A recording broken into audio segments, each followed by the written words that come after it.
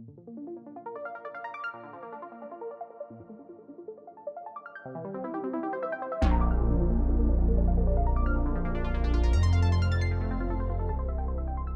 Milad Abolhassani, and I'm an Alcoa professor of chemical and biomolecular engineering at North Carolina State University.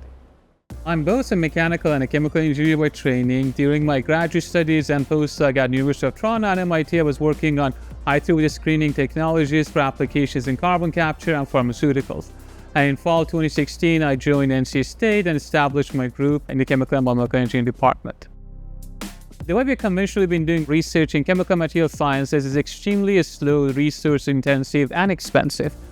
It typically takes right now more than a decade and hundreds of millions of dollars to discover a new material or molecule for applications in renewable energy, and sustainability, and healthcare. But unfortunately, we cannot afford to wait for more than a decade to find a new material technology solution for the global problems we are facing around the world. So we need to find solutions, and we need to find solutions very fast, much faster than the way we've conventionally been doing science over the last century.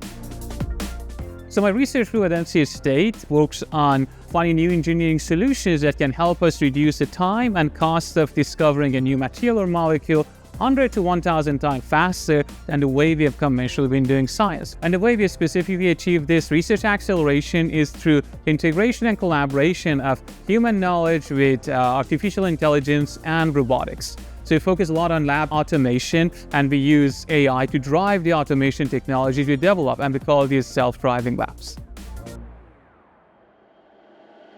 Our main focus is to accelerate discovery of new materials or molecules.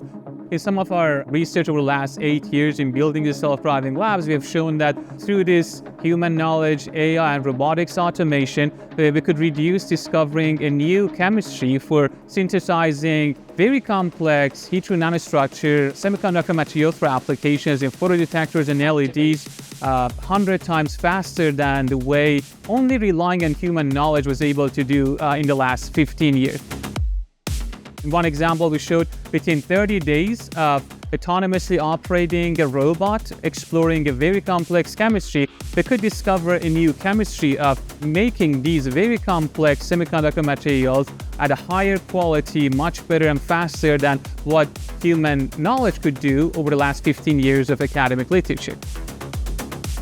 One of our most recent self-driving lab technologies and projects that we published a few months ago in Nature Chemical Engineering, we showed that we can actually use self-driving labs, we call this FastCat, to reduce development and discovery of new catalysts for specialty chemicals from 12 months to 5 days of operation. That's a real example of how self-driving labs can reduce the time and discovery of new catalysts and processes in chemical industry. And in terms of applications, right now we're focusing on two main areas. One is in nanoscience, the other one is in catalysis. In the nanoscience area, we specifically are working on discovering new solution phase process semiconductor materials for applications in renewable energy technologies, in photodetectors and optoelectronic devices. In the catalysis area, we're working on discovering new catalysts, new sustainable manufacturing processes to make specialty chemicals at a higher purity and yield. Building a self-driving lab is by nature a cross-disciplinary field. So my team is comprised of mechanical, chemical engineers, chemists, computer scientists that are working together as a team, because this is a team science to build self-driving labs. And with these self-driving labs, since they're working 24/7 and you want to have that remote access and monitoring capability, what we typically do, we install different cameras at different locations and positions of these cameras, so that gives us that visual access to see what's going on at any time during the day. We can just connect to our cameras remotely and see what is the robot doing. And if something breaks, or if there's an error, we can just remotely gain access and look through those cameras and have a visual inspection of what happened during that specific experiment. That's in addition to that digital metadata log of all the experiments that we always record. We mainly work on solution phase chemistries, and when you think about automatically making molecules or materials, you need to be able to transfer your precursors from point A to point B from different vials and reservoirs to your reactors, and then you need to be able to push them, move these precursors in your reactors so that reaction can happen, and then you have to characterize your product at the end of the reaction. So there's a lot of fluid transfer happening in our automation technologies. We call this flow chemistry. One of the most important pieces of equipment for us to be able to precisely deliver precursors into our reactors is a fluid delivery unit. And we typically use high-pressure syringe pumps because they are very reliable, and we can continuously operate these pumps to continuously deliver precursors into our reactors. And then we can also operate at high pressures. We can even heat up our precursors. So pumps, syringe pumps, are one of the most important parts of our self-driving labs.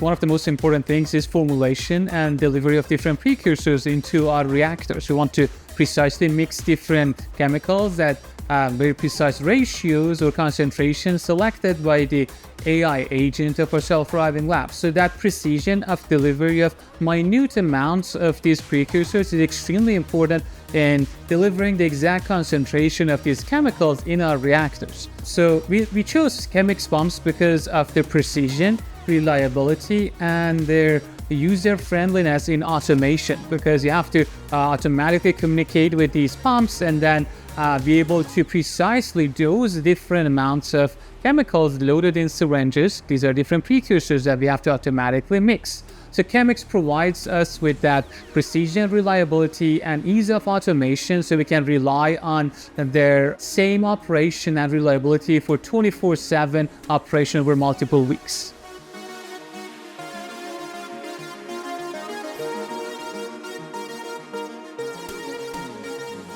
When we build these self-driving labs, one of the most important parts of self-driving labs is transferring different samples between different modules.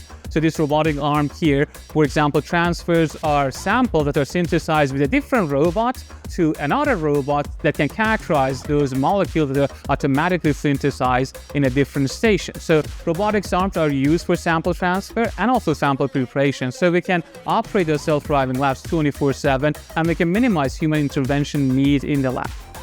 And then we have our bespoke flow reactors that we develop in my lab. We design, machine, and we implement and test those in our labs. And then we also develop our bespoke characterization technologies to characterize the product that comes out of a reactor. Now, the characterization, it depends on what material or what molecule we're synthesizing.